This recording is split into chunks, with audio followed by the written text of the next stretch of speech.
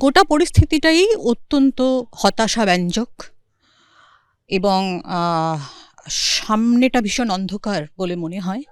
তার কারণ যে সামগ্রিকভাবে সমাজ এবং রাজনীতি দুটোই নিয়ে আমরা যদি দেখি যে একটা সাংঘাতিক আদর্শহীনতা এবং দুর্নীতি গ্রাস করেছে, যার ফলে মানুষ পারস্পরিক বিশ্বাস, আস্থা সমস্ত কিছুই হারিয়ে ফেলছে।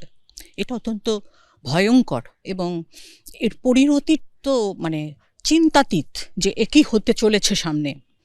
চতুর্দিকে অনিশ্চয়তা, দুর্নীতি এবং আশাভঙ্গের এই যে পরিস্থিতি, এখানে দাঁড়িয়ে মানুষ কি আশা করে কাকে নির্বাচন করবে এই বিষয়ে সাংঘাতিকভাবে তারা বিচলিত এবং একেবারেই সিদ্ধান্তহীনতায় ভুগছেন বলে আমার মনে হয়।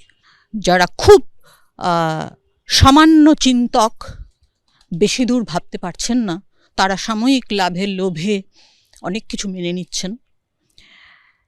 সেটাও একটা জাতির পক্ষে অত্যন্ত খারাপ, সমগ্র ভারতবাসীর দিকে কথা ভেবেও খারাপ এবং বঙ্গবাসীর দিক থেকেও সেটা অত্যন্ত খারাপ। একটা জাতির মেরুদণ্ড যখন আঘাতপ্রাপ্ত হয়, তখন সেই জাতির একটা সার্বিক অবনমন ঘটে। তো সেই সার্বিক অবনমনের ছবিটা চারদিকে ভীষণভাবে স্পষ্ট।